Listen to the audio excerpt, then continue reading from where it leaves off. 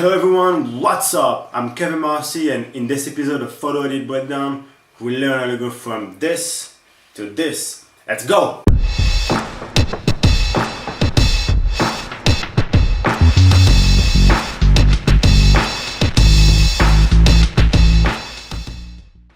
Alright, we are here in the develop module of Lightroom, and this is the raw file. This is the photo I got straight out of the camera, and this is the photo we're gonna edit. So the first thing I want to do with this photo is the first thing I always do when I edit for Instagram is crop it for Instagram. So you press R to go to the crop tool, and then aspect to select 4:5. This crops for Instagram. So I just want to get as much as possible of the foreground without cropping the Eiffel Tower. So I'll just go there and hit enter. Cool. Now the thing you notice is the horizon is crooked, so I just want to fix that. Go down here to transform and level. This will level your picture. So let's try it. Alright, so this is level, but now it cropped the Eiffel Tower, so I just want to get back to the crop tool and change this. Now we'll start with the basic panel. First thing here is you can notice there's way too much highlights, right? So if you go there, on your Instagram, you can see the highlights. There's a lot of them, and here the sky is a bit blown out. So I want to get some of the detail back. So I'll just pull the highlights down, and you can see how we recover the detail from the sky. That on the foreground of the picture, you can see it's a lot of shadows, and we've lost the details in it. So I'll just pull the shadows up. And now we've recovered the detail, but it's a bit too light now. It's so to counter that, we'll pull down the blacks just a bit, not too much. There we go. Now the thing we want to do is basically change the colors, because you notice in the final picture the sky is gray and moody. The trees and the vegetation is popping green, so we want to change this. So what we're going to do first is we're going to increase the vibrance quite a lot, actually. I think about 80. So we get these nice popping greens. And don't worry about the sky, because we are going to take care of it just a bit later. First, I'll just pull down the saturation a tad, just to make it look more natural in the greens. So now I'll just go down to the HSO panel. So this is where you can control all the colors, and that's where we're going to go for this moody gray look. So here what we want to do is, obviously we want to get rid of the blue sky. This is the first thing. So what we're going to do is go to the saturation panel, the blue, and put it all the way down. There we go. So that's the main edit we wanted for the picture, but now we are going to fine tune it. So the main thing in this picture is the Eiffel Tower and the person, which is me, and we are really dark. And to counter that, I want to make the trees pop more. So I'll just add a bit of green, so it counters the Eiffel Tower. Well, if you notice, there's a bit of purple color here and there, and if I play around with the saturation slider, you can see mainly on the Eiffel Tower here, you can see a bit of a fringe here. It's purple, so I just want to fix this. So there's two ways I can go about fixing the purple and the fringe. The first one is go down to lens correction and click remove chromatic aberration. That would take care of it, but you can see there's still some purple left. So we'll go back to the HSL tool and we'll just pull the purples down. There we go. You see before and after. Cool. So now we took care of that.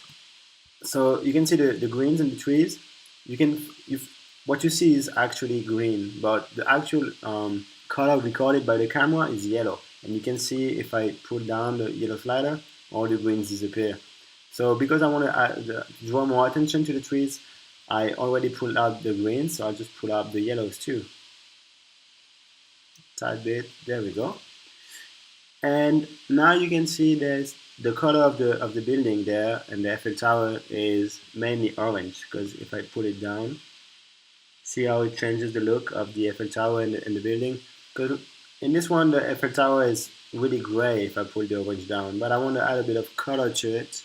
So just a bit of orange there to really amplify the light that is hitting the tower.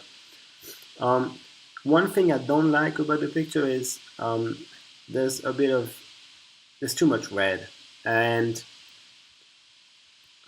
you can see there, if I pull the slider up and down, basically the reds are here on the scaffolding, or the red tags, and they draw your attention to this and to my hands, and I don't want this.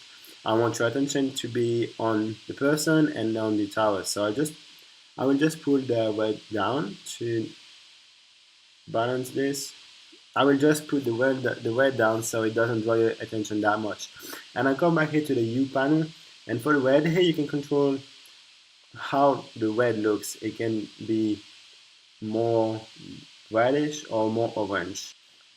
And since there's already a lot of colors in this, I don't want to add another color, because like there's yellow, green, orange, and I don't want to add red as well. So I'll just use the hue slider and put it to the right, so I'll make the red look orange, so that fits into the whole color palette of this picture.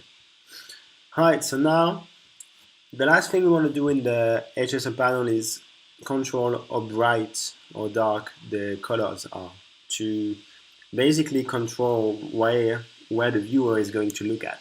So here are all the greens, and a cool trick about the trees and the grass in the picture is there's often green and yellow in it. So because I want to add contrast to this part, what I will do is I will make the yellow look lighter. As you can see, if I slide it up, it looks lighter. But I will pull down the green slider to make it look darker. And by doing this, I'm creating contrast in this area. You can see before, all dark, and after, there we go, there's a bit of contrast in it. For the orange slider, which is the light hitting the tower and the building there, I think I want to make it more light. Let's see what it does. Yeah, so the light here is really orange. It looks like it looks rusty and not really natural. So I'll just pull the luminance slider up for the orange, and it will create a light effect, almost like it's natural light. And you can see that's before we modify the colors. So you can see really blown out colors, a lot of different colors. So you don't really, there's nothing really about this picture except for the setting. And here's after, and there we go. So now we got a nice moody picture, and we really put the emphasis on the tower there.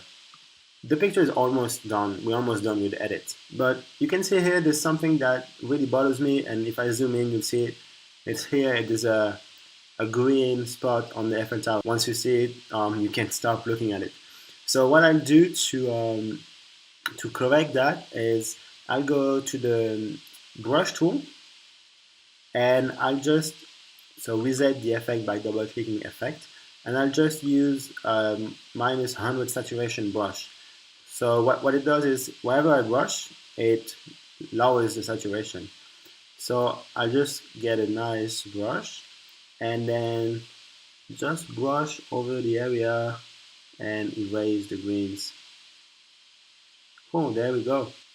So there's still a bit of green, but I'm already at minus 100 saturation. So what I'll do is I'll use a double brush. So I'll just create new, hit new brush with the same settings, minus 100 saturation, and I'll just brush the same area, and there we go, all the green is gone. Now you can see it's a bit too gray, because this part of the Eiffel Tower is getting hit by the light, and this is just gray. So I'll just pull it up a bit, not to not neglect the effect that much. There we go. And maybe I'll just add some yellow to mimic the effect of the light. So let's see, a bit of yellow. And there we go. So before the brushes, before the brushes it's all green. And now after, there we go. Problem is gone. Cool. So the picture is almost over. And the last thing I want to do is really pull the attention on the center of the picture, because that's where it all happens, you know, the person and the Eiffel Tower. So how do I do that? I just go down to Effects here, and I go to Post Crop Vignetting. So for this one, yeah, -15 is cool. So that's before the vignette. You see, this part is a bit blown out, and it draws your attention. It steals the attention from the Eiffel Tower, and this part too here and there. But after you apply the vignette, there we go, it corrects that, and now you're really looking to the center of the image. Cool. So that's the final image. There we go. And that's exactly how I did it. That was super quick, and now you know how to do it. Hit that like button if you've enjoyed the video, and hit that subscribe button if you want to be kept up to date with all the new videos I release. And I will see you guys next Monday for the new episode of Photo Edit Breakdown. Peace!